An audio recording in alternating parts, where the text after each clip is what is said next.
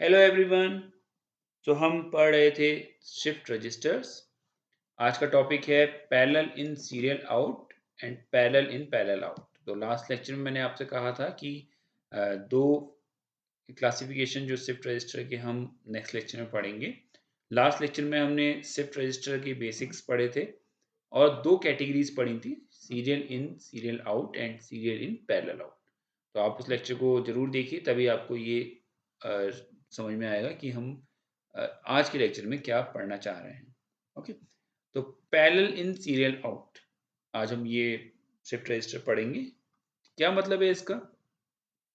इसका मतलब है कि आप इनपुट्स को पैरेलली अप्लाई कर रहे हैं और जो आप आउटपुट ले रहे हैं वो आपका सीरियल है, मतलब सीरियल फॉर्म में। Okay, sorry. तो पैरेलल इन का मतलब आप पैरेलली कैसे ले रहे हैं, उसके लिए हमें एक सिग्नल यूज करना पड़ता है जिसको हमने यहाँ पे मेंशन कर रखा है शिफ्ट ऑब्लिक लोड बार से।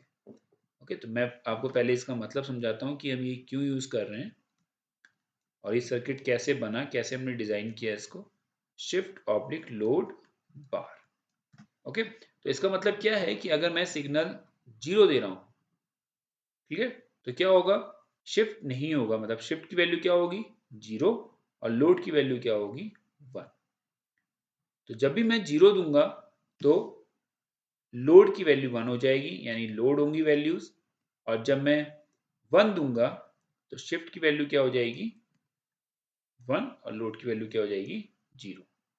ओके, शिफ्ट का मतलब क्या हुआ कि आप बिट्स को मूव कराना चाहते हैं, लेफ्ट या राइट। क्लियर? तो शिफ्टिंग का मतलब है आप लेफ्ट या राइट मूवमेंट करना चाह रहे हैं। लोड का मतलब है कि आप डेटा लोड करना चाह रहे हैं। ओके, सो लोड अगर हाई है, इसका मतलब आप डेटा एंटर करना चाह रहे हैं। अब देखिए यहाँ पे क्या हो रहा है कि आपके सारी इंफॉर्मेशन, आपका जो डेटा है, B0, B1, B2 और B3, ये चारों बिट्स पैरेलली आ रही हैं। मीन्स ये पैरेलल ही आ रहे हैं, यानी 0 0 1 0 1, तो ये चारों बिट्स एक साथ आएंगी इस सर्किट में। ये है कहने का मतलब। ओके, तो लोड अगर हाई है तो ये वैल्यूज अंदर आएंगी, अगर शिफ्ट हाई है तो वो वैल्यूज शिफ्ट होंगी। तो चलिए देखते हैं कि कैसे काम कर रहा है। अब सपोज मैंने अगर 0 वैल्यू अप्लाई करी तो क्या होगा? ये 0 वैल्यू यहाँ से कनेक्टेड है, सपोज ये यहाँ पे आप सिग्नल अप्लाई कर रहे हैं। ओके, तो 0 वैल्यू है तो ये नीचे क्या जाएगा? 0, और कॉम्प्लीमेंट होके ये नॉट गेट लगाया तो 0 का कॉम्प्लीमेंट 1 होके यहाँ 1 जाएगा, यहाँ 1 जाएगा और यहाँ 1 जाएगा। तो अब देखिए 1 कहाँ जा रहा है? 1 जा रहा है इस एंड गेट के इनपुट पे, 2 4 एंड 6। तो इस एंड गेट के इनपुट पे ये जा रहा है। ओके, नाउ एक वैल्यू ये आ रही है और दूसरी वैल्यू आ रही है ये B1, B2 एंड B3। अभी कैसा गेट है? And gate. तो अगर लोड की वैल्यू 1 होगी तो 1 इंटू समथिंग, तो एंड गेट का लॉजिक क्या है कि अगर आपने ए इनपुट अप्लाई कर रखा है और दूसरे इनपुट पे 1 अप्लाई है, तो वो किस पे डिपेंड करेगा?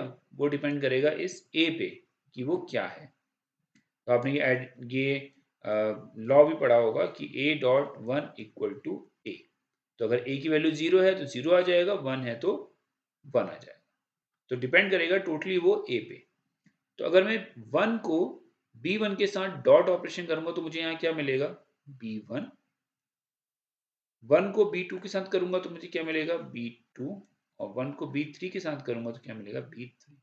तो इस एंड गेट का जो आउटपुट है 2 4 और 6 का, वो क्या है? B1 B2 B3। क्लियर? अब ये B1 B2 B3 किस पे कनेक्टेड है? और गेट पे। क्लियर? लेकिन इस और गेट के इनपुट पे एक और एंड गेट है, दैट इज 1 3 और 5। क्लियर? क्या कनेक्टेड है? 1 3 और 5। तो चलिए देखते हैं कि 1 3 5 के इनपुट पे क्या आ रहा है। तो देखिए 1 के इनपुट को अगर देखें तो यहाँ पे ये 0 आ रहा है, ये क्या आ रहा है 0, क्यों? क्योंकि अभी हम डेटा लोड कर रहे हैं। तो अगर ये 0 आ रहा है तो लॉजिक क्या कहता है कि इसके सेकंड इनपुट पे, अगर एंड के एक इनपुट पे 0 है, अगर एंड के एक इनपुट पे 0 है, दूसरे पे ए अप्लाई है, तो ए डॉट 0 हमेशा क्या होगा 0। ठीक है, तो ए की वैल्यू अगर 1 होगी तब भी 0 आएगा, 0 होगी तब भी 0 आएगा, तो वो 0 होगी। तो यानी कि अगर इस लाइन में 0 सिग्नल फ्लो कर रहा है तो यानी कि इस एंड गेट का जो आउटपुट है वो क्या जनरेट होगा 0। सेम यहाँ पे भी देखिए ये 0 आ रहा है, क्लियर। ये कनेक्ट है यहाँ से तो यहाँ भी 0 आ रहा है, और ये कनेक्ट है यहाँ से तो यहाँ भी 0 आ रहा है। ओके ना, तो ये क्या हो जाएगा, ये भी 0 हो जाएगा और ये भी 0 हो जाएगा। क्लियर। अब और गेट का लॉजिक क्या कहता है, और गेट का लॉजिक कहता है कि अगर आपका एक भी इनपुट हाई है, हाई इन द सेंस अगर उसकी कुछ वैल्यू है, मींस b1 प्लस 0। और लॉजिक क्या कहता है कि b1 की वैल्यू अगर 0 है तो 0 आएगा, 1 है तो 1 आएगा। तो वो किस पे डिपेंड करेगा, b1 पे। तो वो आउटपुट क्या जनरेट करेगा b1। तो ये और गेट का लॉजिक यहाँ पे क्या देगा, b1 b2 एंड b3। तो देखिए D1 पे क्या डेटा आ गया B1, D2 पे क्या डेटा आ गया B2 एंड D3 पे क्या डेटा आ गया B3। क्लियर। तो देखिए आपका डेटा लोड हो गया। जब आपने लोड की वैल्यू 1 रखी, मींस शिफ्ट की वैल्यू 0 थी, तो लोड बार की वैल्यू डेफिनेटली 1 हो जाएगी। ओके, तो आपने जब लोड किया डेटा, क्लियर, तो वो डेटा कहाँ पे आ गया, इन फ्लिप फ्लॉप्स के इनपुट पे, D1, D2 और D3। क्लियर। और दूसरा बी नॉट आपने डायरेक्ट किससे अप्लाई कर रखा है, डी नॉट से। तो डी नॉट पे बी नॉट तो है ही, आ ही जाएगा जब आप अप्लाई करेंगे।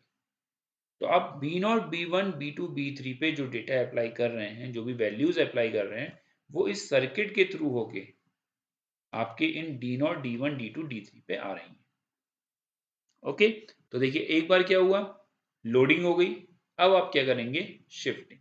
तो शिफ्टिंग के लिए आप क्या करेंगे, शिफ्ट की वैल्यू 1 देंगे। तो आई होप ये पॉइंट क्लियर हो गया होगा आपको। ठीक है, तो आप अपनी कॉपी में सर्किट को बनाइएगा। ये लॉजिक जो मैंने आपको समझाया है इसको प्रॉपर तरीके से लिखिए, क्योंकि ये एग्जाम में पूछा जा सकता है आपसे। चलिए, तो अब देखते हैं कि शिफ्टिंग कैसे होगी इसमें। तो शिफ्टिंग में मुझे क्या करना है, शिफ्टिंग में मुझे 1 अप्लाई करना है। तो यहाँ पर मैंने 1 अप्लाई किया, तो 1 से ये डेटा यहाँ 1 जाएगा, यहाँ कनेक्टेड है यहाँ 1 जाएगा, और यहाँ कनेक्टेड है यहाँ 1 जाएगा। ऊपर कॉम्प्लीमेंट होके नॉट गेट से क्या मिलेगा 0, तो यहाँ 0 चला जाएगा, यहाँ 0 चला जाएगा और यहाँ 0 चला जाएगा। ठीक है, नेक्स्ट इसके इनपुट पे क्या है, यहाँ पर B1 है, ये B2 है और ये B3 है। तो एक बार फिर जो मैंने आपको लॉज बताया एंड गेट और OR गेट के, उनको अप्लाई करते हैं। तो 0 को अगर B1 के साथ एंड करेंगे तो आंसर क्या आएगा 0। 0 को B2 के साथ एंड करेंगे तो आंसर क्या आएगा 0। 0 को B3 के साथ एंड करेंगे तो आंसर क्या आएगा 0। ओके, नाउ अब देखते हैं दूसरे वाले एंड गेट के क्या आउटपुट। तो अब देखिए अब क्या होगा, पहले वैल्यू क्या थी डी नॉट पे, बी नॉट, अभी जो हमने लोड किया था डेटा, यहाँ वैल्यू क्या आ गई थी B1, यहाँ वैल्यू आ गई थी B2 और यहाँ वैल्यू आ गई थी B3। ओके, अब आपने क्लॉक दी, क्लॉक आपने अप्लाई करी, तो Q नॉट, ये जो वैल्यू है, ये जो वायर है, ये सिग्नल जा रहा है, ये आउटपुट से कनेक्टेड है बेसिकली। तो जैसे ही आप क्लॉक देंगे Q नॉट पे क्या जाएगा B नॉट, तो यहाँ क्या आउटपुट आएगा B नॉट। B नॉट 1 के साथ मल्टीप्लाई होगा तो क्या मिलेगा B नॉट। B नॉट को 0 के साथ और ऑपरेशन कराएंगे तो आउटपुट क्या मिलेगा B नॉट। क्लियर। ऐसे ही ये क्लॉक सेम यहाँ भी यही, तो वही प्रोसेस यहाँ होगा। B1 था तो यहाँ आउटपुट पे क्या जाएगा B1, सो ये B1 यहाँ जाएगा, B1 1 के साथ एंड होगा तो क्या मिलेगा B1, B1 और 0 होगा तो क्या मिलेगा B1। नेक्स्ट B2, जैसे ही क्लॉक आई सारे फ्लिप फ्लॉप एक साथ काम करेंगे। ये तो मैं आपको 1 बाय 1 बता रहा हूँ, तो ये सारी चीजें जो मैं बता रहा हूँ आपको वो सब एक साथ होंगी। क्योंकि ये सारे फ्लिप फ्लॉप एक साथ ऑन होंगे। तो क्या होगा, यहाँ B2 था तो Q2 इक्वल टू B2 हो जाएगा। B2 की वैल्यू यहाँ जाएगी, B2 dot 1 is equal to B2 and B2 plus 0 equal to B2। Okay, next जैसे ही नेक्स्ट फ्लिप फ्लॉप में सिंक्रोनाइज क्लॉक आई तो D3 पे जो पहले गया था B3, तो Q3 पे क्या आ जाएगा, B3। क्लियर? तो देखिए क्या हुआ, एक क्लॉक पहले D नॉट पे वैल्यू B नॉट थी, अब वो वैल्यू कहाँ चली गई, दूसरे वाले फ्लिप फ्लॉप पे। ओके, B1 पे, मतलब आप इसको ऐसे कह सकते हैं कि जो वैल्यू पहले आपको B0, B1, B2 और B3 जो आपने अप्लाई करी, वो नेक्स्ट क्लॉक में कहाँ चली गई, B0, B1, B2 और ये आउटपुट पे आ गया B3। क्लियर? तो ये आउटपुट पे आ गया B3। Okay, so in the parallel in serial out register the data is entered in a parallel way। तो मैंने आपको बताया कि B0, B1, B2, B3 किस तरीके से पैरेलली आपके सारे यहाँ पे इनपुट्स पे आ गए थे, and the output comes serially. तो अब क्या होगा, नेक्स्ट आप जब जब ये आ गया, नेक्स्ट आप नेक्स्ट क्लॉक जब अप्लाई करेंगे तो क्या होगा, ये डेटा फिर यहाँ पे शिफ्ट हो जाएगा। तो अभी यहाँ B3 आया था, अब नेक्स्ट क्या होगा, ये B2 आ गया यहाँ पे, तो नेक्स्ट जैसी क्लॉक आएगी तो ये B2 डेटा यहाँ पर आ जाएगा, उससे नेक्स्ट क्लॉक में B1 डेटा बाहर आएगा, उससे नेक्स्ट क्लॉक में B0 डेटा बाहर आएगा। क्लियर? सो आई होप ये समझ में आ गया होगा आपको। ये थोड़ा सा कॉम्प्लेक्स है, कॉम्प्लेक्स अगर आप एक दो बार इसको खुद से सॉल्व करेंगे या आपको शिफ्ट और लोड दोनों की कंडीशन समझ में आ गई है कि लोड के केस में शिफ्ट की वैल्यू 0 होनी चाहिए, तो डेफिनेटली लोड बार की वैल्यू क्या हो जाएगी, 1 हो जाएगी, और जब आप शिफ्टिंग कर रहे हैं तो शिफ्ट की वैल्यू 1 होनी चाहिए। तो एक बार 0 और एक बार 1 अप्लाई करेंगे जब आप, और ये एंड और गेट की लॉजिक्स सॉल्व करेंगे प्रॉपरली, तो आपको बात समझ में आ जाएगी कि जब आप डेटा लोड कर रहे हैं तो लोडिंग के टाइम पे डेटा यहाँ पे आपको मिल जा रहा है B0, B1, B2 इस तरीके से, और देन शिफ्टिंग के लिए जैसे ही आप क्लॉक अप्लाई करेंगे ये सारा का सारा डेटा एक फ्लिप फ्लॉप से दूसरे फ्लिप फ्लॉप में शिफ्ट हो जाए। क्लियर? बट आप सीरियल आउटपुट ले रहे हैं तो आपको सिंपल एक आउटपुट मिलेगा बाहर और बाकी सारे इंटरनली होंगे। क्लियर? लेकिन आप डेटा कैसे प्रोवाइड कर रहे हैं, पैरेलली।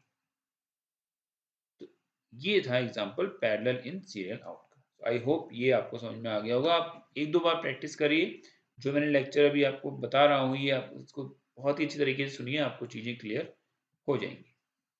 चलिए, तो अब लास्ट पढ़ते हैं, that is parallel in parallel out. तो ये बिल्कुल सिंपल है, कुछ नहीं है, आपने फ्लिप फ्लॉप्स बनाए। ओके, तो आपको क्या करना है, आपको पैरेलली डेटा प्रोवाइड करना है, तो आप हर एक फ्लिप फ्लॉप के इनपुट पे डेटा अप्लाई कर देंगे।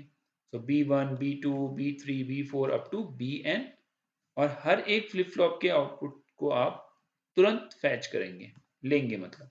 तो Q1 एक आउटपुट हो जाएगा, Q2 दूसरा आउटपुट हो जाएगा, Q3, Q4 up to Qn। Okay, तो Q1 से लेके नेक्स्ट जितने भी आप number of flip flops use कर रहे हैं उतने आउटपुट्स आपको मिल जाएंगे। तो सिंपली आपने क्या किया, आपने पैरेलली इनपुट कराया डेटा को, डेटा पैरेलली इनपुट हो रहा है जितने भी नंबर ऑफ फ्लिप फ्लॉप्स थे, और पैरेलली वो बाहर आ रहा है। Okay, so this is the diagram of parallel in parallel out। so I hope shift register की पूरी कहानी आपको समझ में आ गई होगी। ये बेसिकली इंफॉर्मेशन को, बिट्स को स्टोर करने के लिए यूज किया जाता है। n बिट्स के लिए n फ्लिप फ्लॉप्स यूज होंगे, और हम इन्हें 4 क्लासिफिकेशंस या 4 कैटेगरीज में क्लासिफाई कर सकते हैं। ओके, तो सीरियल इन, पैरेलल आउट, बिल्कुल आपको वर्डिंग से ही समझ में आ जाएगा कि क्या हो रहा है। Serial in, data serial form में आ रहा है, सीरियल फॉर्म में आ रहा है। सीरियल आउट, और सीरियल फॉर्म में ही बाहर जा रहा है। Serial in, parallel out. Okay, parallel in, serial out. आप ऐसे शॉर्ट फॉर्म में भी याद कर सकते हैं। ओके, तो this is basically serial in parallel out. अब मैं इसको कहूंगा serial in parallel out, parallel in serial out, PISO, PISO, serial in, parallel out. And the last one is parallel in and parallel out. So this is PIPO. तो ये आपके चारों shift registers हो गए।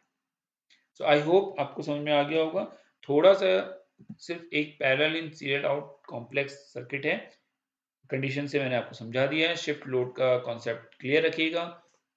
गेट्स के solutions आने चाहिए आपको, मींस पता होना चाहिए कि जीरो के साथ अगर एंड ऑपरेशन कर रहे हैं तो जीरो ही आता है, और के साथ अगर जीरो ऑपरेशन कर रहे हैं तो वो वैल्यू आएगी जिसके कुछ सिग्निफिकेंस है, मींस ए बी या जो भी वैल्यूज आपकी 0 1 डेटा आप देंगे उसके अकॉर्डिंग आपका रिजल्ट जनरेट होगा। सो आज के लेक्चर के लिए इतना ही। हमने शिफ्ट रजिस्टर यहाँ कंप्लीट कर लिया है। तो अब हमने मेनली मैक्सिमम सीक्वेंस सर्किट्स की डिजाइनिंग कंप्लीट कर ली है। बेसिक मैंने आपको सारा समझा दिया है।